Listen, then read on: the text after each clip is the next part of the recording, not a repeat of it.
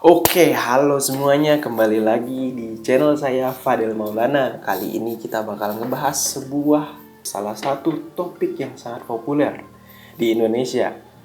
Bukan di Indonesia doang sih, tapi di dunia. Salah satu topik yang paling populer akibat dari revolusi industri 4.0, yaitu AI. Dan kali ini saya bakal ngebahas tentang aplikasi AI di Indonesia. Penasaran seperti apa? Langsung saja kita maju. Dari AI sendiri. Nah, ketika mendengar kata AI, apa yang ada di dalam benak kalian? Apa yang ada di dalam pikiran kalian? Ketika mendengar kata AI, mungkin di dalam game, atau misalkan ini sebuah software, atau apa itu? Oke. Jadi langsung aja, AI adalah Artificial Intelligence atau bahasa Indonesia itu kecerdasan buatan. Nah, AI ini merupakan algoritma yang diberikan kepada komputer sehingga seolah-olah komputer ini memiliki sebuah kecerdasan, dan kecerdasannya ini benar-benar akan terus berkembang seiring dengan si komputer ini diberikan sebanyak mungkin latihan dan juga pengujian. Jadi dia bakal terus berkembang. Dan perkembangan AI sendiri dimulai pada tahun 1955 sampai tahun 1956, dimulai oleh John McCarthy. Nah, jadi sebenarnya AI ini bukan sesuatu yang baru ya. Jadi buat teman-teman yang masih kaget atau mungkin masih wah apaan nih gitu sama AI, AI ini udah ada sejak zaman dahulu kala. Mungkin kayaknya udah sudah 70 tahun gitu ya di Indonesia. Dan AI sendiri itu sudah berkembang karena udah dari tahun 50 kan. Ya berkembanglah dia jadi dari artificial intelligence, dia bergeser menjadi machine learning atau bisa dikatakan adalah mesin yang belajar. Di sini kalau machine learning kita memberikan sebuah algoritma supaya mesin itu bisa belajar untuk melakukan sesuatu dan melakukan sebuah aksi dari algoritma yang sudah kita ajarkan. Nah, mulailah terbentuk instrumentasi yang bisa melakukan sebuah tindakan, atau bisa dikatakan machine learning ini adalah sebuah tindakan dari sebuah mesin akibat dari pembelajaran yang sudah dia dapatkan sebelumnya. Nah, kemudian machine learning pun dikembangkan lagi menjadi sebuah algoritma baru gitu, yang istilahnya dikenal sebagai deep learning. Nah, untuk deep learning sendiri ini sebenarnya juga bukan yang sesuatu yang baru. Deep learning pertama kali dikemukakan pada tahun 2000, pada awal tahun 2000, dan menjadi cukup populer pada akhir tahun 2017 hingga sekarang. Jadi ibaratnya ketika Industrial Revolution 4.0 mulai, nah, deep learning pun mulai berkembang. Dari sini kita mulai mengenal yang namanya nanti dulu dong. Nanti ada waktu. Oke. Dan kita ngomongin deep learning dulu ya. Jadi sebenarnya deep learning ini adalah bagian dari artificial intelligence. Jadi bisa dilihat di gambar ini, bermula dari lingkaran. Paling besar itu adalah artificial intelligence, kecerdasan buatan, kecerdasan yang kita berikan kepada sebuah mesin kita, kepada sebuah komputer. Lalu komputer tersebut mulai belajar untuk melakukan sesuatu dan melakukan tindakan, muncullah kata machine learning. Kemudian komputer pun nggak cuma belajar gitu, dia mulai belajar dari kesalahannya, dia mulai belajar untuk belajar sendiri gitu tanpa harus diajarkan oleh manusia. Muncullah kata deep learning. Dan dari deep learning sendiri muncul salah satu istilah yang bakal kita sering bahas dalam video ini, yaitu adalah ANN. Apalagi nih ANN kan? Sudah ada artificial intelligence, machine learning sama deep learning. Apalagi nih ANN? Bukan nama orang ya? Bukan. Siapa sih ANN ini?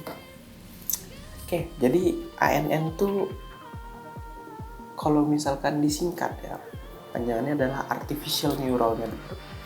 Dan ketika kita ngomongin tentang neural network, pasti teman-teman bakal mikirin tentang otak manusia. Otak manusia yang terdiri dari berbagai macam syaraf. Otak manusia yang merupakan bagian dari sistem saraf manusia. Dan saraf-saraf tersebut memiliki banyak cabang kan. Nah, tapi yang kita bahas bukan tentang saraf manusia secara biologis. Kita ngomongin yang seperti ini. Nah, bentuknya sih tidak semenarik ini ya, semenarik saraf manusia gitu. Tapi seperti inilah bentuknya artificial neural network. Jadi seolah-olah para ilmuwan itu membuat sebuah jaringan saraf tiruan atau JST lah kalau dalam bahasa Indonesia. Nah, di jaringan saraf tiruan itu terdapat berbagai macam nodes atau neuron-neuron lah ya kalau misalkan dalam istilah biologisnya, yang nantinya bakal menjadi salah satu tahap untuk menentukan sesuatu pilihan atau decision making atau menghasilkan outputnya yang bakal kita bahas nanti. Dan perlu diingat ketika kita ngomongin ANN, dia terbagi dalam 3 layer atau 3 lapisan. Yang pertama adalah input layer, hidden layer, dan output layer. Singkatnya, input layer itu adalah aksi atau kondisi yang kita berikan kepada si komputer, dan hidden layer adalah proses ketika si komputer itu melakukan perhitungan untuk mencari jawaban gitu, untuk menentukan pilihannya, dan output adalah pilihan akhir yang dia berikan. Dan ini contohnya adalah contoh paling simpel dari sebuah jaringan saraf tiruan. Oke, dan jaringan saraf tiruan ini dikenal dengan sebagai artificial neural network. Nah, ketika tadi kita ngomongin tentang AI gitu kan, judul videonya adalah AI di Indonesia. Kenapa sih? Kenapa seorang Fadel Maulana membahas tentang AI di Indonesia gitu? Ya, pertama, ketika kita ngomongin di Indonesia, belum banyak orang yang sudah kenal dengan AI atau artificial intelligence. Bahkan hanya teman-teman yang mungkin mengenyam pendidikan tinggi seperti di universitas gitu, dan bahkan jurusan artificial intelligence pun baru akan muncul di tahun 2020 ini di Universitas Airlangga juga tentunya. Dan sebenarnya kalau misalkan masyarakat Indonesia lebih kenal dengan artificial intelligence ini, pastinya kita bakal meningkatkan produktivitas kita gitu, meningkatkan dengan adanya AI di Indonesia. Pastinya kita bakal meningkatkan efisiensi, meningkatkan produktivitas, karena AI atau komputer ini pasti dia nggak bakal melakukan kesalahan-kesalahan yang dilakukan manusia seperti mengantuk atau misalkan lelah dan sebagainya gitu. Dan itu akan menjadi luar biasa kalau bisa diimplementasikan di Indonesia. Nah, cuman ketika kita ngomongin AI, itu bakal butuh banget. Nah, ketika kita mengatakan implementasi AI, itu perlu pemahaman yang cukup mendalam. Karena saya sendiri pun masih kesulitan untuk memahami AI itu kayak gimana sih. Dan supaya teman-teman ada gambaran lebih lanjut, saya bakal menceritakan salah satu ide saya yang ingin saya terapkan di Indonesia.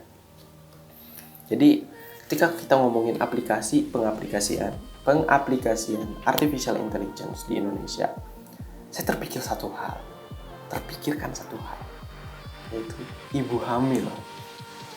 Penasaran kan seperti apa? Kenapa Fadel memilih ibu hamil? Nah, jadi ide yang saya tawarkan adalah deteksi dini penyakit pada ibu hamil menggunakan artificial neural network. Jadi gambarannya seperti inilah ya, seperti yang saya berikan pada layar.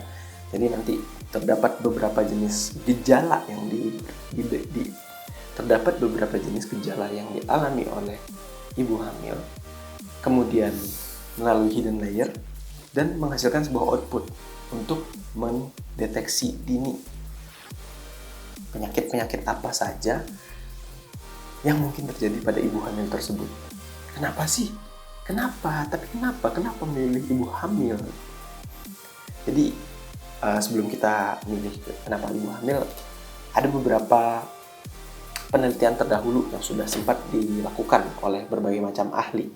Yang pertama sudah dilakukan oleh salah satu ilmuwan dari Israel. Dia menemukan sebuah perangkat AI yang ini, the new AI tool that can predict gestational diabetes risk before pregnancy. Jadi dia bisa menentukan resiko terjadinya diabetes pada kehamilan.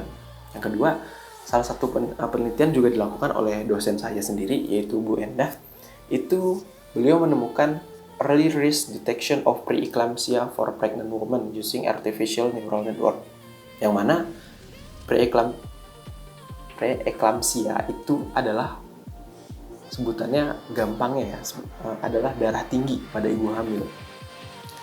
Dan yang terakhir ada salah satu juga bagaimana kita mengimplementasikan AI sebagai pengganti atau sebagai asistensi untuk dokter obgyn atau dokter kandungan.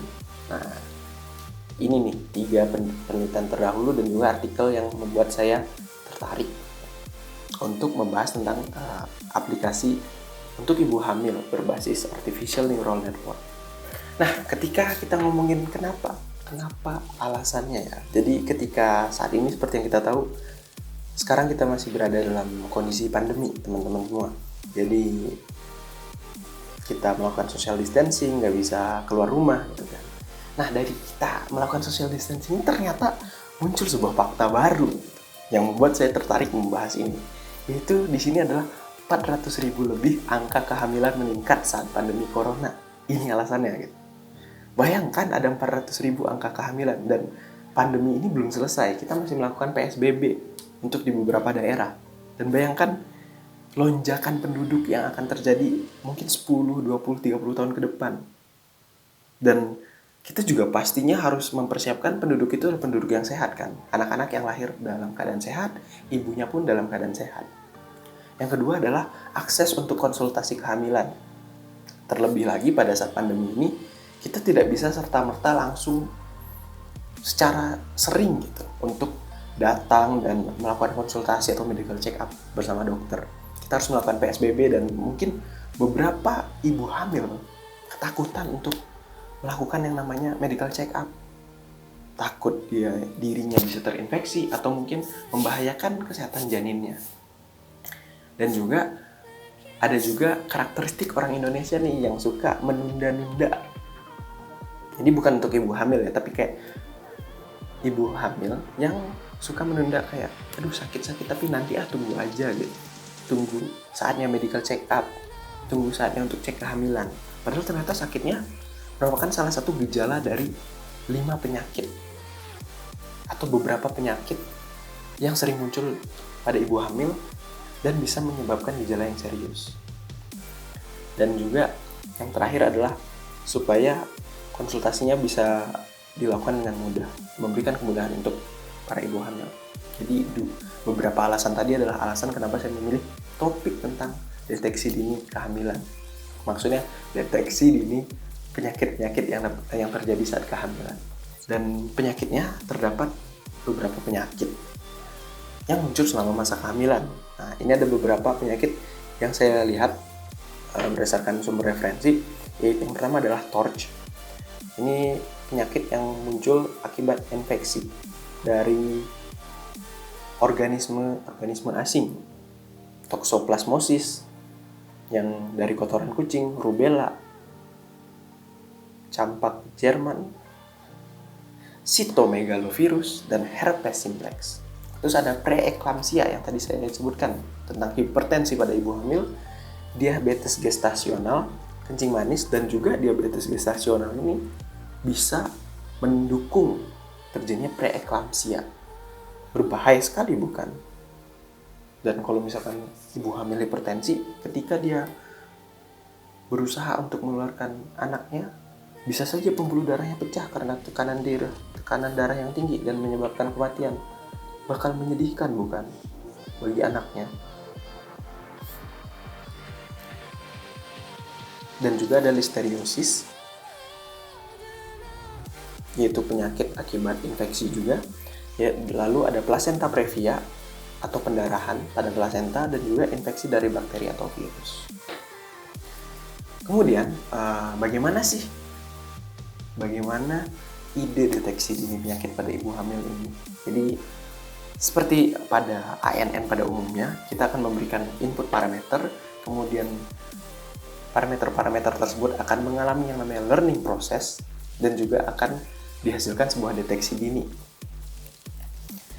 Untuk input parameter yang diberikan di sini adalah pertama adalah usia ibu, usia kehamilan, demam, mual, menggigil, nyeri pada badan, bercak merah pada kulit, keputihan, dan pendarahan. Oh iya, saya ingin menjelaskan juga bahwa parameter ini bukan parameter yang sesuai dengan pakar. Jadi ini adalah salah satu parameter yang saya ambil sendiri. Karena ketika kita mengatakan membuat sebuah artificial intelligence, dan ketika kita mengatakan ini untuk deteksi dini, kita harus menyesuaikannya dengan seorang pakar. Kita harus mengkonsultasikannya kepada seorang pakar. Tetapi karena pada saat ini saya berada dalam keterbatasan, tetapi karena saat ini kita berada dalam keterbatasan yang mana kita tidak bisa untuk bertemu langsung dengan pakarnya, jadi saya mengambil dari beberapa referensi yang nanti bakal saya jelaskan yang bakal saya berikan di komen YouTube di bawah. Oke, jadi ada 9 parameter, dan ingat sekali lagi ini adalah yang saya tentukan dan belum saya konsultasikan dengan pakar. Lalu kemudian akan terjadi sebuah learning process, di mana pada kali ini saya akan menggunakan artificial neural network dan juga menggunakan backpropagation. Jadi di sini gambar juga hanya ilustrasi. Di sini teman-teman bisa lihat terdapat 9 input. Jadi anggap ini ada 9 input, kita hitung berapa? 1, 2, 3, 4, 5, 6, 7, 8, 9. Kita bulatkan jadi 9 ya. Kemudian 9 input tadi akan mengalami proses atau hidden layer dan menghasilkan sebuah output. Nah, outputnya adalah penyakit-penyakit yang tadi saya sebutkan. Nah, kemudian untuk secara umum proses yang dilakukan untuk sebuah aplikasi ini menentukan penyakit apa yang diderita ibu adalah seperti ini. Kemudian kita perlu melakukan yang namanya data scaling. Data scaling ini untuk mencegah terjadinya bias, atau istilahnya kita bisa mengatur bias yang mungkin mempengaruhi. Karena seperti yang kita tahu, setiap nilai dari nodes atau yang bulat-bulat di gambar ini dipengaruhi oleh weight dan juga bias. Nah, dan juga setelah kita melakukan data scaling, kita juga melakukan data splitting. Jadi tidak mungkin semua data subjek yang kita punya, ibaratnya kita punya 1000 data uji. Nah, maksudnya ibaratnya kita punya 1000 data, tidak mungkin semuanya kita jadikan data latih. Nah, kita perlu membagi mungkin 70-30 atau 60-40 dari total data tadi sebagai contoh. Nah, ada yang dijadikan data uji dan ada yang dijadikan data latih. Dan saran saya adalah untuk memperbanyak jumlah data latih atau persentase data latih, supaya algoritma kita atau sistem kita bisa belajar dan bisa mendapatkan sesuatu, mempunyai ilmu yang lebih baik dari hasil pembelajaran yang lebih sering. Dan ketika dilakukan uji, dia bisa memberikan hasil yang optimal juga. Lalu yang terakhir adalah cross validation. Nah, validation ini adalah untuk mengukur seberapa benar jawaban kita, untuk mengukur seberapa baik algoritma yang sudah kita berikan. Lalu dari sana kita bakal mendapatkan hasil-hasilnya seperti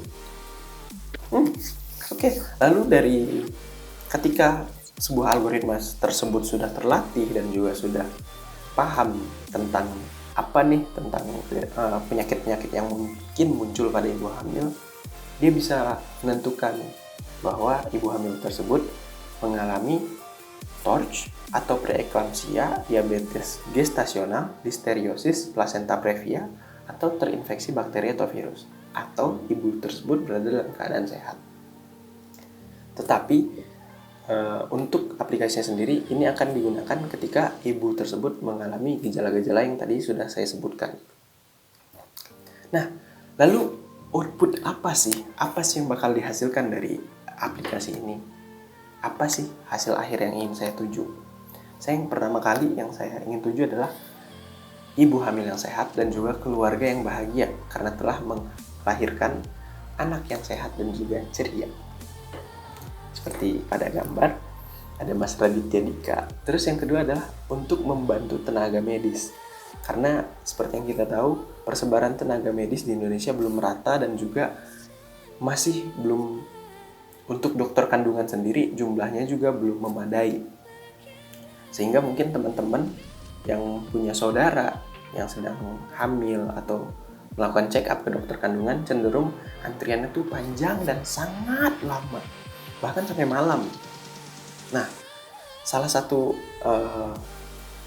tujuan yang ingin saya capai dari proyek saya adalah untuk membantu tenaga medis, baik tenaga medisnya supaya mereka bisa bekerja lebih efisien dan lebih cepat, dan juga untuk para pasien.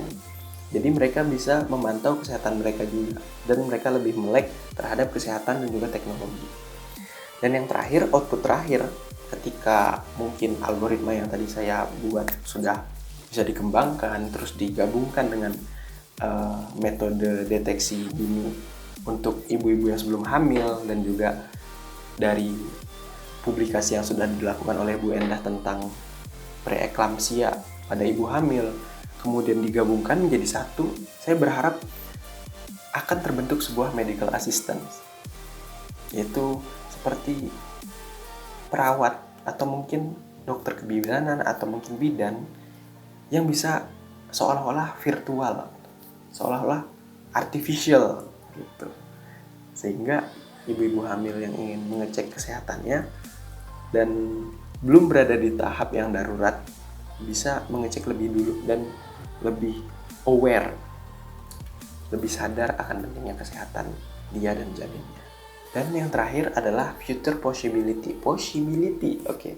Jadi harapan terakhir saya, mungkin ini akan terlaksana 5 atau 10 tahun ke depan. Ya, perkiraan 2030, karena seperti yang saya baca, pada tahun 2030 dari AI sendiri akan memiliki dampak yang sangat besar untuk industri kesehatan. Dari video Eureka.co yang saya tonton, dijelaskan di sana bahwa pada tahun 2030 sekitar 15 juta US dollar akan dihasilkan lewat kontribusi AI pada industri kesehatan. Dan juga kenapa AI akan terus berkembang? Yang pertama adalah ketersediaan data-data kesehatan atau high availability of medical data yang tersebar luas di dunia saat ini. Yang kedua adalah pengembangan algoritmanya yang semakin kompleks dan semakin canggih. Karena seperti yang kita tahu, teknologi tidak mungkin akan mundur, teknologi akan terus berkembang.